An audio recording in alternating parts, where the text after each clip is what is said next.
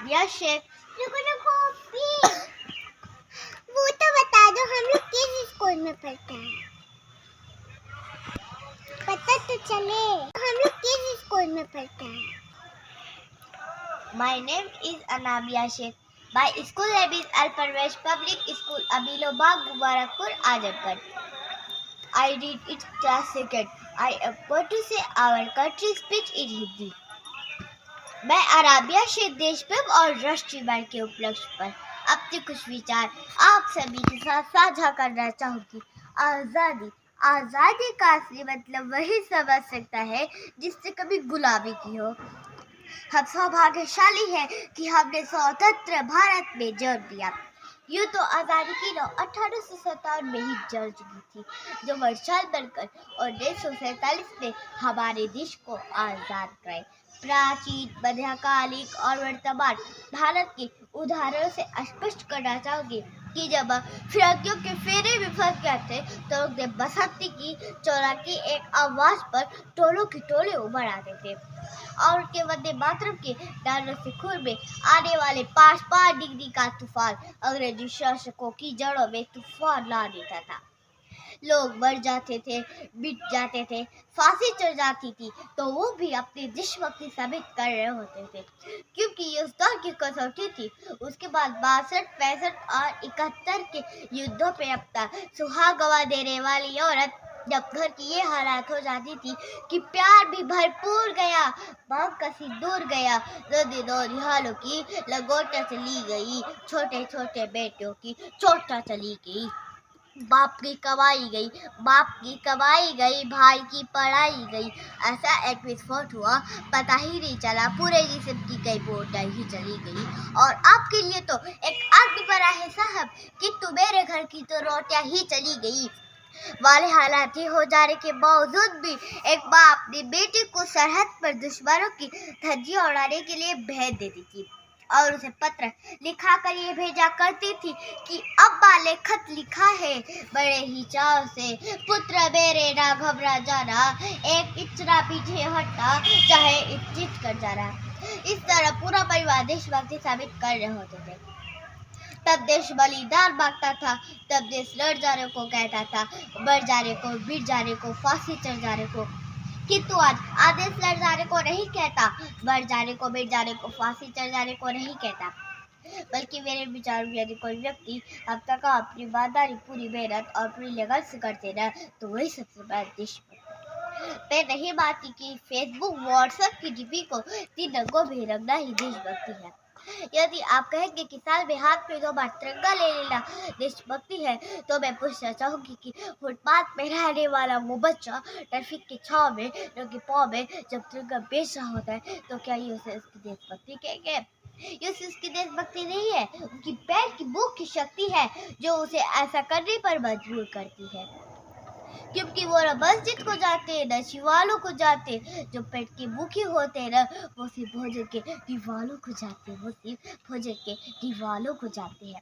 अपने परिवार, अपने समाज, अपने देश के लिए समर्पण का भार है देशभक्ति, और हर देशद्रोही के जीवन में आने वाला तूफान है हमारी सच्ची देशभक्ति, ताकि हर देशद्रोही समझ सके कि अगर तू परिंदा है तो ये आसमान तेरा है, कि अगर तू परिंदा है तो यह आसमान तेरा है, अगर तू दरिंदा है तो ये शमशान तेरा है, अगर तू दरिंदा है तो ये शमशान तेरा है, भाईचारे से रहना है तो रह इस जमीन पर, वरना ये कब्र भी तेरी है और ये कब्रिस्तान भी तेरा है और ये कब्रिस्तान भी तेरा है। लेकिन देशद्रोह से ज्यादा देशभक्ति तब बहुत होती है जब एक बेटा अपने बुरे माँ बाप को विद्या आसब की चौखट पर छोड़ आता है। करना होती है वह देशभक्ति जो मुसीबत में फंसे लोगों की जान बचाने से ज्यादा हम सेल्फी लेकर अपने लाइफ को बढ़ाने में मगन रहते हैं।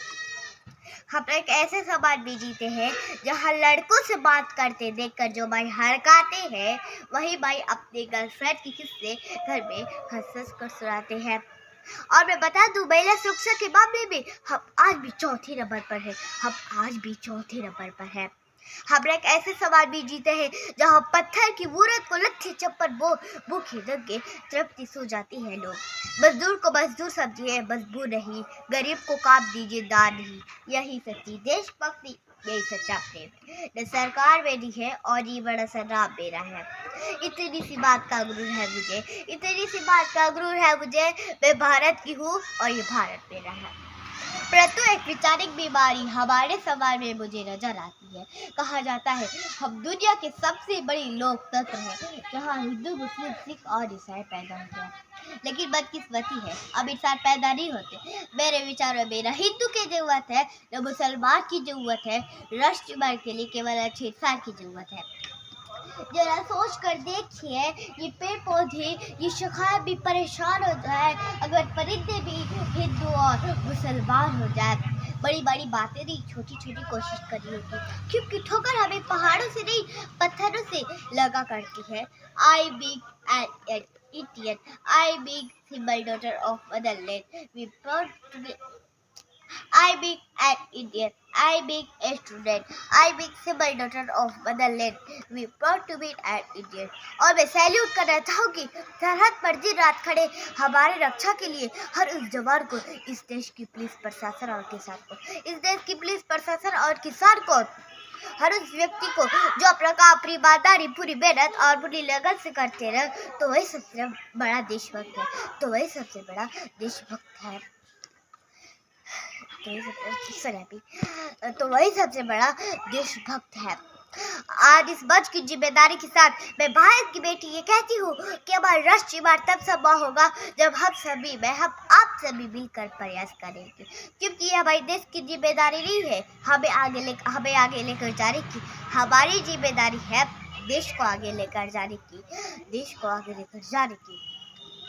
हम अपनी जात के दुश्मन को हम अपनी जात कहते हैं, मोहब्बत किसी मिट्टी को हिंदुस्तान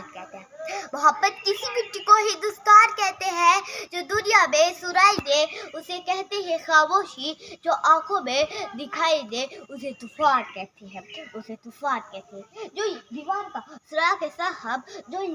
का सुराख साजिशों का हिस्सा है, मगर हम इसे अपने घर का रोशनदार कहते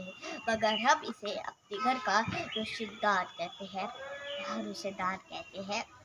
तो अब मैं कहना चाहूँगी मेरा हिंदुस्तान महान था, महान है, महान रहेगा। हम अपनी जात के दुश्मन को हम अपनी जात कहते हैं, मोहब्बत की इसी मिट्टी को हिंदुस्तान कहते हैं, जो दुनिया में सुनाई दे उसे कहते हैं खामोशी, जो आंखों में दिखाई दे उसे तूफान कहते हैं। जो ये दीवार का साजिशों का हिस्सा है, मगर हम इसे अपने घर का रोशनदार कहते हैं। तो अब मैं कहना चाहूँगी मेरा हिंदुस्तान महान था, महान है, महान रहेगा। होगा हौसला सबके दिलों में बुलंद तो एक दिन पाकिस्तान भी जहेगा। पाकिस्तान ही क्यों, सारा जहां जहेगा, क्योंकि सारे जहां से अच्छा हिंदुस्तान हमारा। हम बुलबुले हैं इसलिए गुलिस्तान हमारा। जय Hind, Vande Mataram. And I want to thank you all my teachers who made me capable of this. Thank you. Have a nice day. अपनी जान के दुश्मन को अपनी जान कहते हैं, मोहब्बत की इसी मिट्टी को हिंदुस्तान कहते हैं। Thank you.